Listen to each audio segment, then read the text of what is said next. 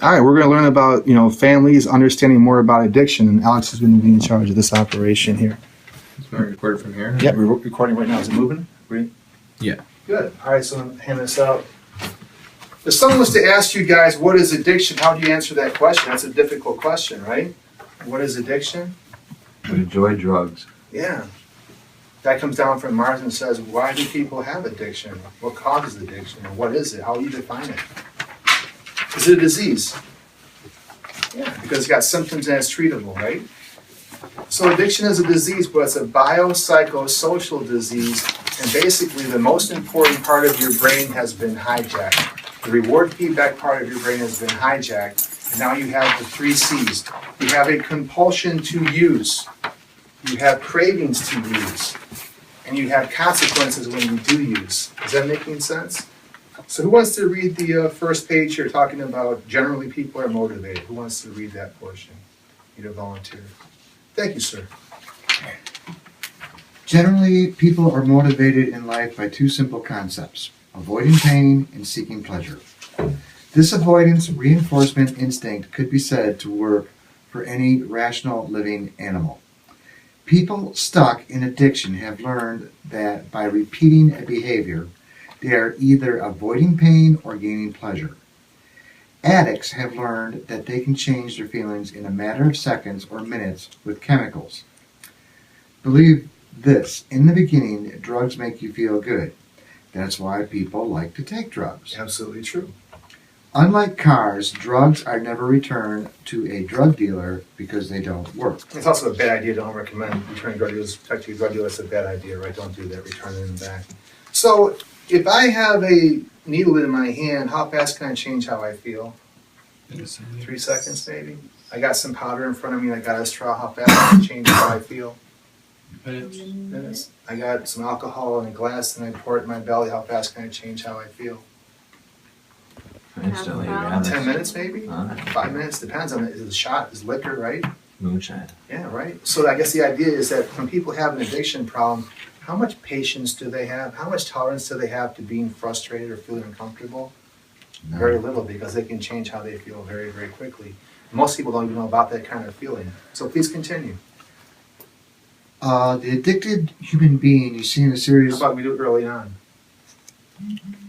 Oh, I missed that one? Okay. Yeah, sorry.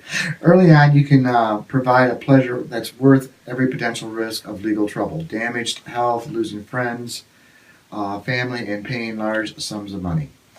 All negative consequences are weighed against the positive pleasure of the high and must be justified as smart decisions by the addict. Later on, avoiding the pain of withdrawal and fear of life without drugs can continue the hopeless cycle.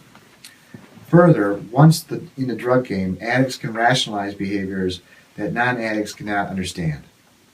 Addicts reach a point where their drugs are no longer effective and they still cannot stop taking them, all while realizing getting high is destroying their life. Yeah, that's terrible, isn't it? Because people that are using drugs and alcohol to the non-users feel quite scary. Because why do you keep doing that thing that keeps ruining your life? Why do you keep taking that thing that keeps putting you in jail? Why do you keep smoking the stuff that prevents you from completing your high school education? When a person doesn't understand addiction, they get very confused by that, right? All right, please continue. In an addicted human being, you see a series of symptoms that can make you suspect that the person has a problem with drugs or at the very least has poor ability in decision making.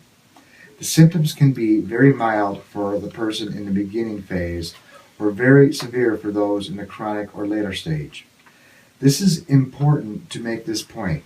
Addiction is the only disease that tells the person she doesn't have a disease. So why would addiction do that? Why would addiction have this built-in denial factor? When a person comes to me and I do their blood work and I say, here, look, you have high blood sugar and you have diabetes. Are they going to start shouting at me and swearing at me and saying, no, that's not true?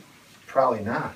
They're going to say, well, how do I treat it? So what's it about addiction that gets people to say, I don't have that? They haven't really been diagnosed necessarily. Denial. Right? Denial, though, too, right? Guy's got 3 DUIs and I say, you're an alcoholic, sir. And he goes, no, I'm not. I'm just unlucky. Because a lot of people want to be unlucky. They don't want to be alcoholics. Because if I'm unlucky, I just got to sit around for my luck to change. But if I'm an alcoholic, now I have to stop drinking. If I don't want to stop drinking, I can never ever admit to you that I'm an alcoholic.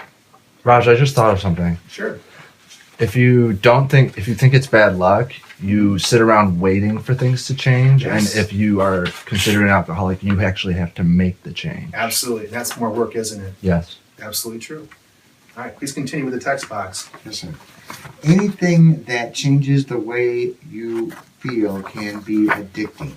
Drugs, gambling, video games, eating, sex, exercise, shopping, you name it. Taking drugs or eating excessively is only a symptom of a disease.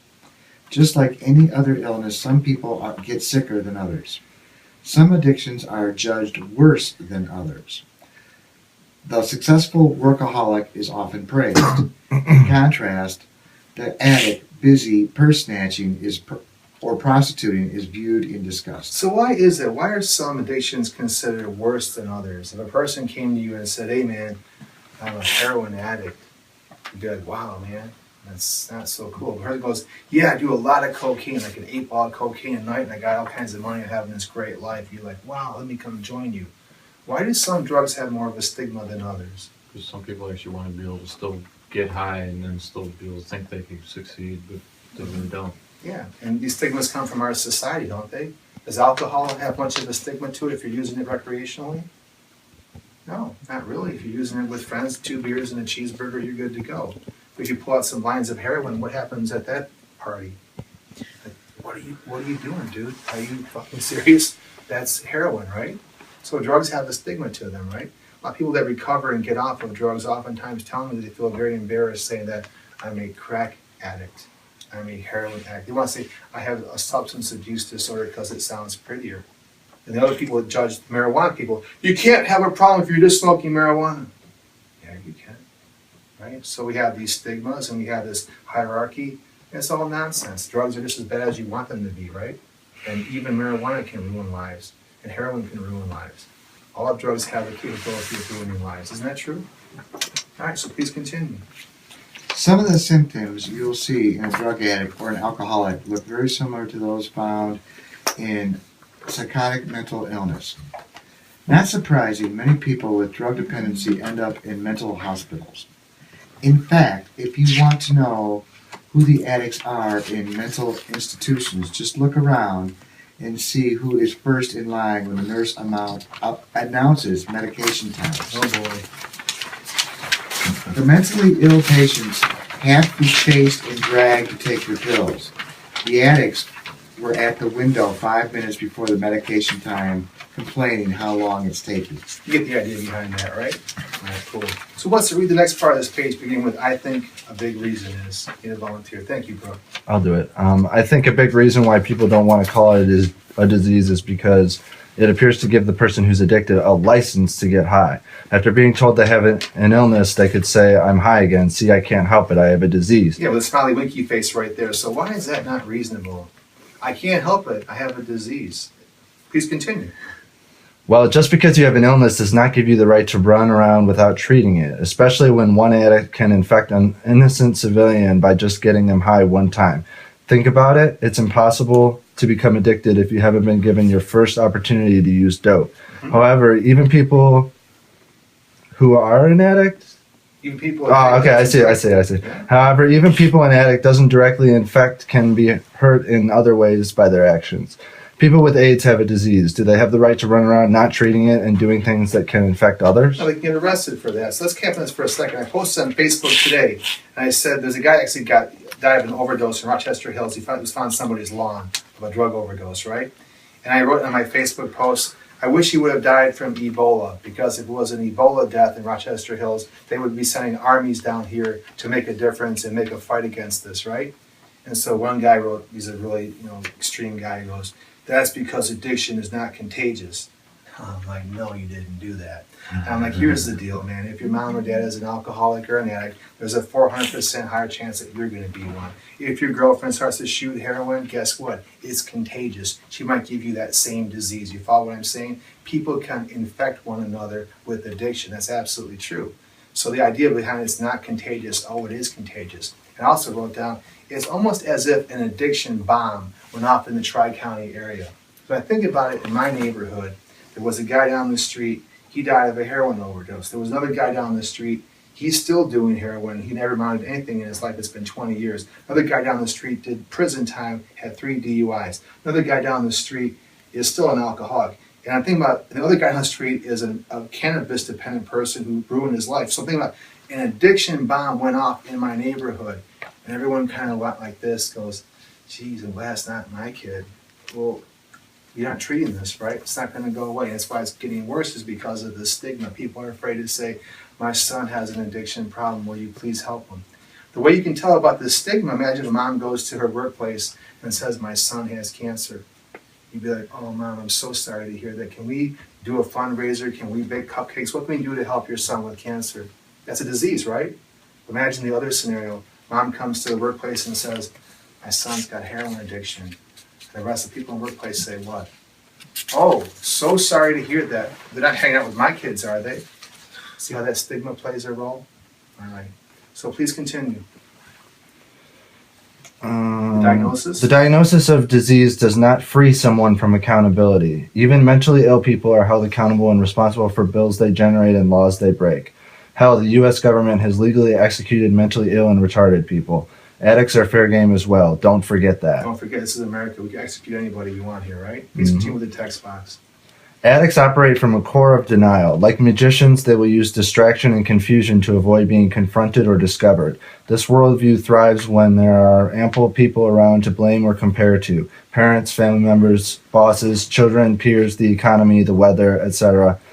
They are to blame for my situation. Some addicts are so good at blaming others that others, quote unquote, begin to blame themselves. That's amazing, isn't it? Please continue. Yep. Some addicts are so good at rationalizing and deflecting that you might believe that they are just very unlucky people rather than addicts. Remember the mom that came to me with her kids? She looked at me, I have a heroin addiction going on, and I said, let's find out about this. And then she found the track marks on his arm.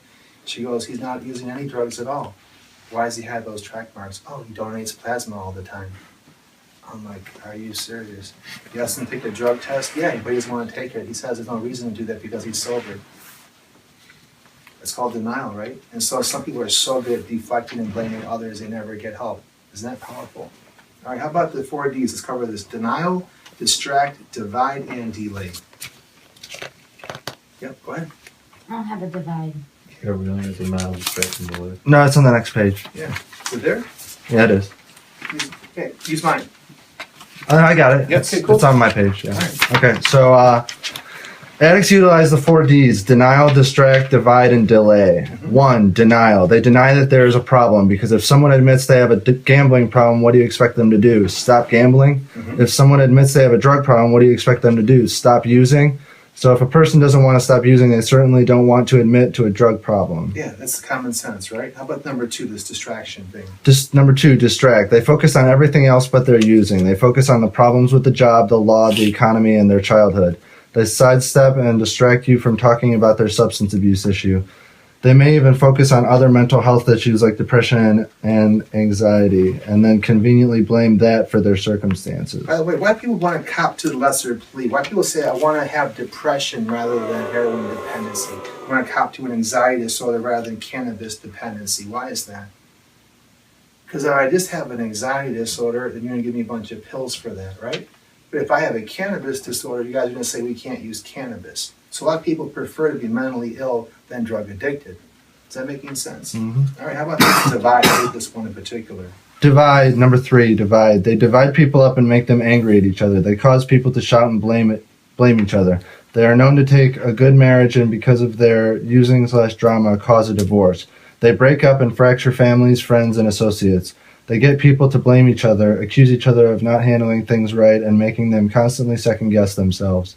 Once people are divided, addiction wins and flourishes. And by the way, when someone dies of a drug overdose, what happens to mom and dad most likely? Do they stay married and happily ever after? No, what happens? Divorced, right? Isn't that terrible? It's like adding insult to injury. Now your kid is dead of a drug overdose. Addiction's like, yeah, we're not done ruining the family yet. Let's ruin them even further. Adding insult to injury, we're going to fracture this family and have them divorce as well. That's not very nice. How about delay? Number 4, delay. The final act of psychic desperation. Yes, you got me. I have an addiction, but I can't get help right now.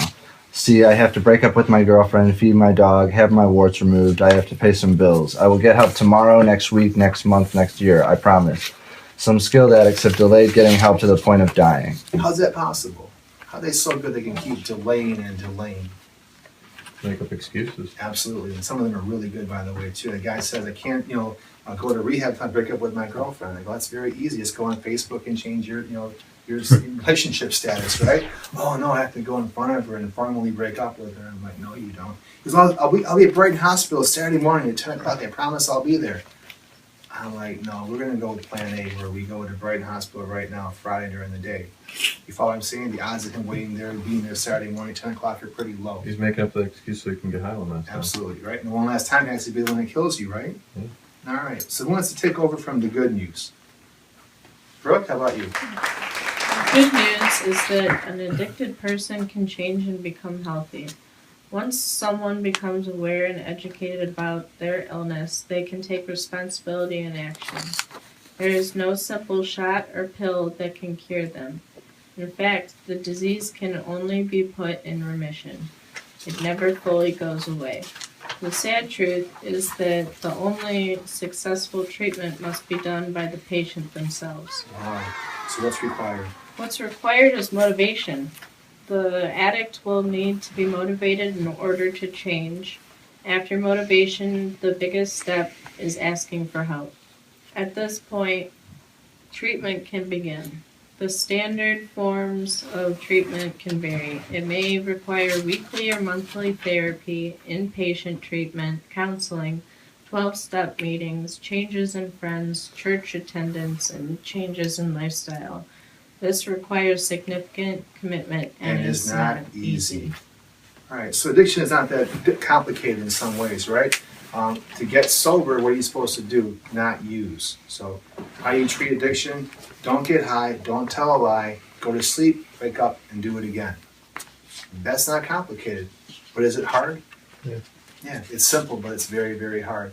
It takes a lot of motivation to do that. It requires a great deal of courage. Please continue. However, no matter who calls or labels someone an addict, it doesn't matter until they claim and accept the terms for themselves. Why?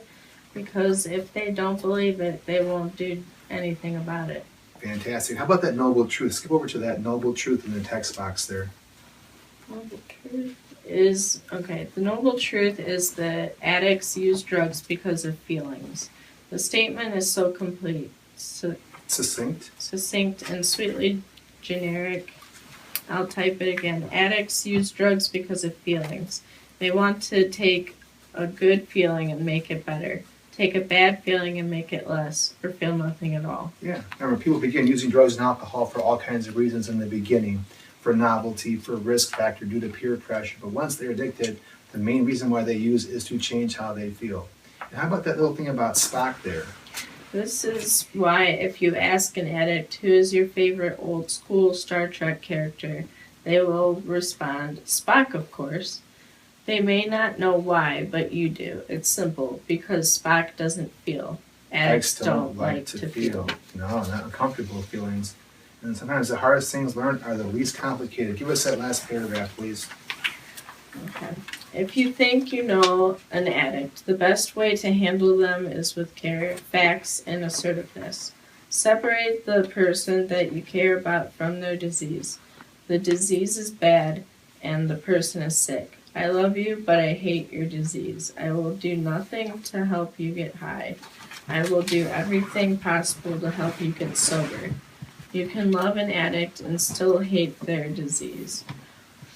It's actually a good policy. Obviously, it is important for anyone dealing with an addict to not tolerate behavior that risks their health, safety, well-being, or sanity. Remember, it takes a great deal of courage to challenge and confront a person who's abusing drugs and alcohol. In reality, most people lack this courage and end up leaving a person who is in trouble alone.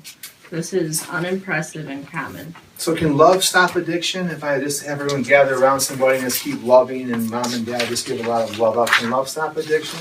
No, I wish it could. It'd be so much easier to have my job. Everyone can just kind of give that person love and say we care about you. And so lots of families just get frustrated, don't know what to do, and they leave that person alone, and they let them kind of suffer and reach their bottom, right? That magical bottom that someday they'll figure shit out. But if they're using hard drugs, they might actually die before they reach their bottom, and that's not very fair. So once I finish up the rest of this page here, need a volunteer. Somebody? Thank you, Elizabeth. I think we're different pages. Are we giving the addict? Yeah, give me the addict. Let's do that. Giving the addict money for drugs, housing them, or bailing them out only keeps them dependent. It also prevents consequences that motivate change. Remember, we are talking about drug addiction, people depending on drugs. Addiction is all about dependency on people, institutions, and substances, etc. Recovery from addiction is always requires self-responsibility, self-awareness, and discontinuing the use of dope. Thank you. Please continue. So what is recovery?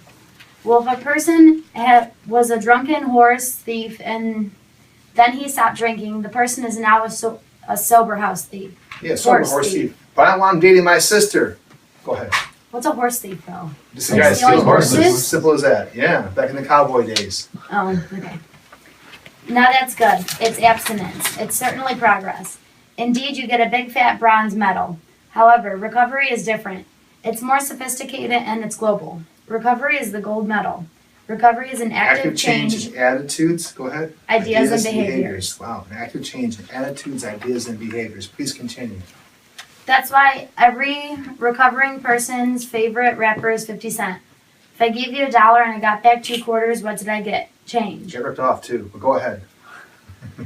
Change your furniture, change your phone number, get rid of bad phone numbers and bad people. If you ate chocolate ice cream when you were getting high, eat vanilla ice cream in recovery. All right, how about that text box right there? You don't have to be an addict to benefit from not using drugs or alcohol. Prove your point. A lot of people don't get high, not because they were arrested or their mom is watching them, but because America is competitive. You don't want to be chemically restrained by drug abuse, withdrawals, and hangovers watching other people pass you by.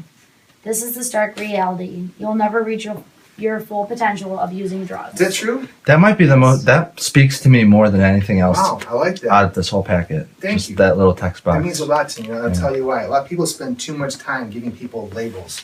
I'm not big on labels. You, sir, have 2 DUIs. You, sir, are an alcoholic. And he says, no, I'm not. And so our relationship is pretty much gone. Here's what I say. Is using alcohol or drugs right now making your life better? Or is using drugs or alcohol right now making your life worse? Make your decision on using based upon that. Right? That's reasonable. Okay, please continue. It's important to have a basic understanding of the motives in the rest of the non-addict world relating to drugs. While normal people don't take such risks, normals decide not to change becoming dependent on something or going to jail. Most people realize the problems of dope without the legal, social, physical, or monetary consequences jumping in their face. Mm-hmm. To them, the emotional and physical damages caused by using strong chemicals is just too dangerous. Most humans will not even experiment with dangerous drugs. Normal people learn from other people's mistakes by passing their own. Making their own? You got it right. The majority of their world does not become addicted.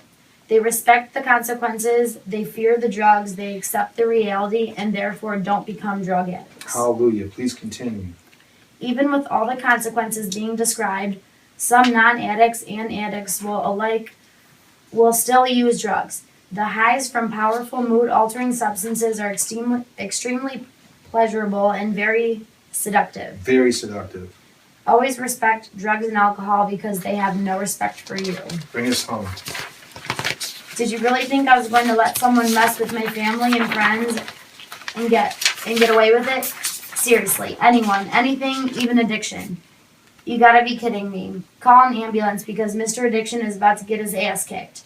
Knocked unconscious and he doesn't have medical insurance. I love how you do that. Now, I'm going to say this towards the end. In the beginning, people used to feel good.